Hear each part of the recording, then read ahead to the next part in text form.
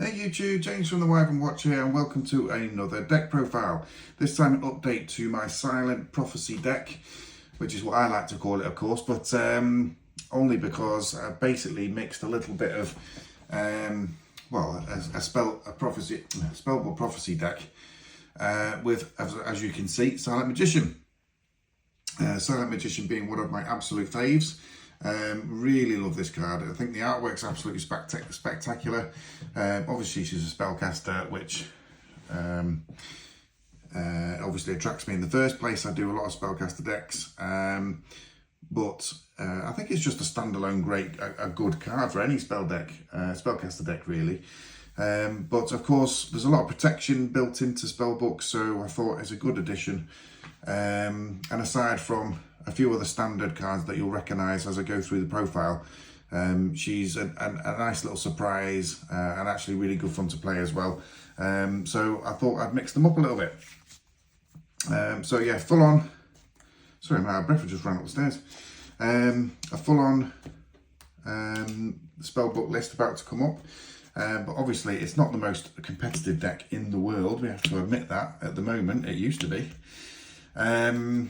But great fun for casual players and collectors alike really, because some of these cards are very old and you can get them in some very good rarities, which I'm about to show you. So Silent Magician itself recently had a upgrade in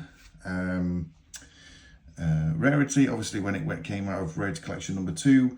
I went for the standard secret rares because obviously they were previously ultra rares. Mainly because I have got some quarter century rares in this deck, so you'll see those coming up, but I just think it looks better in secret rare, I have to say. I think the whole card not being as foil, sometimes, certainly on the monster cards for whatever reason, I think it looks a little bit better. But yeah, started things off with 3 Silent Magician. And of course, a Spellbook Prophecy deck wouldn't be the same without Blue Boy himself. These are the original ultimate rare prints, which for any collector you should hopefully appreciate, because these are not easy to get hold of. And these are actually in pretty good condition as well. So it's something that I'm going to be holding for a long time. I doubt I'm going to be selling these at all really, because like I say, it's one of my favorite decks, this. But yeah, Blue Boy, obviously a very big part of the deck.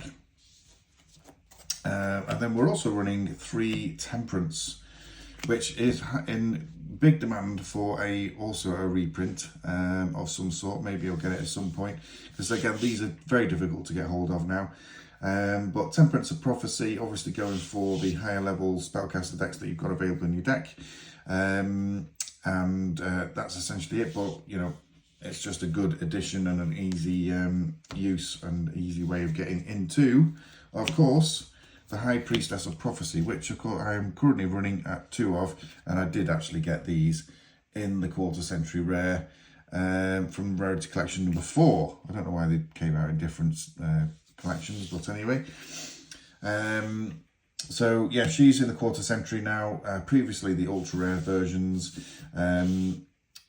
It's a great card, honestly, this. I absolutely love it, sort of summoning it and keep doing it over and over again, because there's a couple of ways of doing this. Obviously it's getting rid of a card on the field, and there's a few cards in here that will help protect it. Now, so the other target really to go for is the World of Prophecy. And I'm still umming and ahhing over this card. It is good. There's a few, you know, you get this effect off. It's absolutely brilliant. But is it as good as having a 3rd copy of High Priestess? I'm not entirely sure, but at the moment it still is in the deck.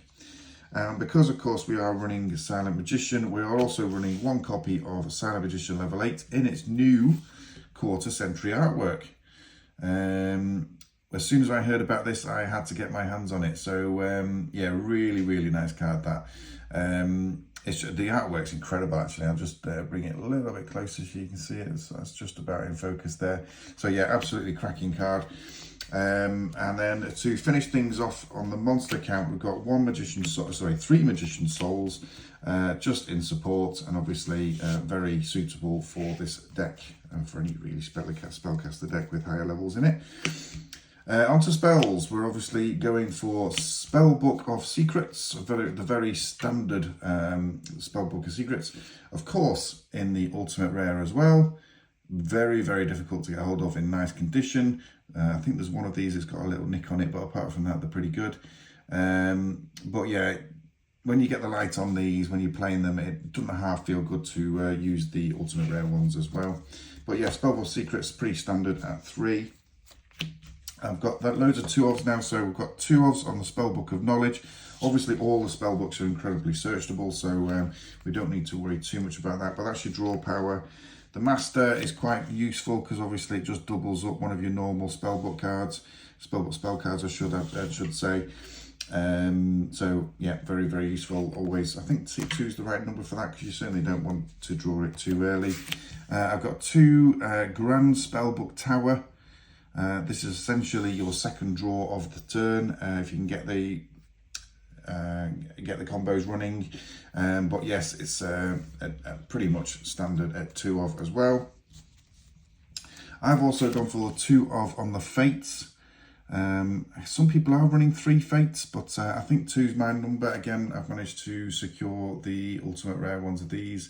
Very, very pretty cards again, but it can be quite devastating. Obviously quite useful as well because it's got 3 different effects that you can take advantage of depending on how many spellbooks you've got going on. And Spellbook of Wisdom is part of that support of protecting what you've got on the field, of course. I've just noticed actually that we've got 2 different, I imagine this one, maybe that one, I'm not sure. I imagine that one's from the US and this one's from EU. So you can just see the colour difference on those. I don't know if you can make it out in camera, but I've only just noticed that, to be honest.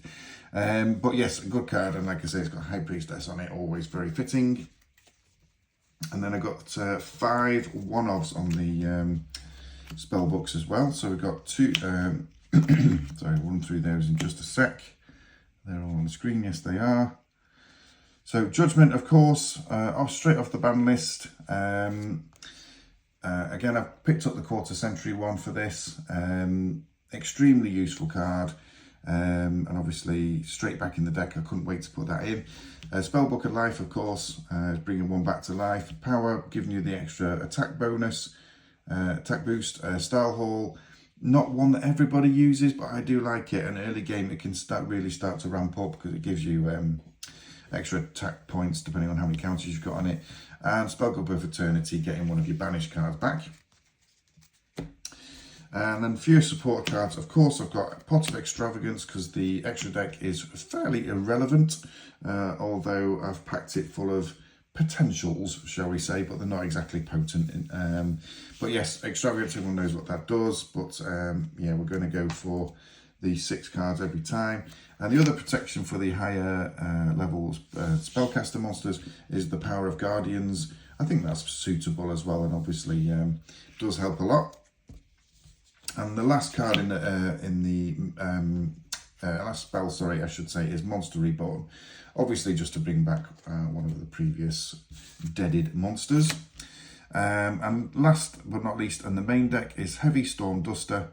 I always wanted to run some sort of spell and trap removal. I've gone for Heavy Storm Duster in this case because it can do 2.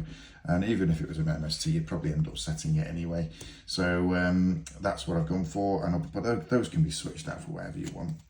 Like I say, guys, the extra deck is largely negotiable. You can pretty much mix with whatever you want on this. Let's start with links. So I've got 2 Crowleys for the first Prophecia, Nightmare Phoenix, Nightmare Cerberus, and the Salamangreat Almirage. Pretty standard stuff, but again, you can mix and match as much or as little as you want to. The rest of them are all XEs, so we've got 1 Slacker, I'll just put them up here, shall I? 1 Slacker, 1 Shining, 2 Sky Cavalry. They went up in value fairly recently. I don't know if they've had a reprint yet or not. Number 17, Leviathan Dragon. Down a Magician, because obviously it's fairly easy to go to now. Tornado Dragon, anything that can make a rank 4, I generally go for a Tornado. Rank 7s, we have got the Red Eyes Black Fire Metal Dragon, one number 11 Big Eye, and of course the Hierophant of Prophecy. Guys, that's it for the deck profile. Thank you so much for tuning in. Like I say, if you've got any comments on this, feel free to post them. I really do appreciate the feedback on the list. Bearing in mind it is supposed to be a casual list and not for any form of meta play, because you're not going to do very well up against the meta, I'm afraid. But it is great fun to play, and certainly can catch a few people out if they're not expecting it. But yeah, let me know what you think of it. Guys, we'll see you for the next profile. Thanks once again. Bye-bye.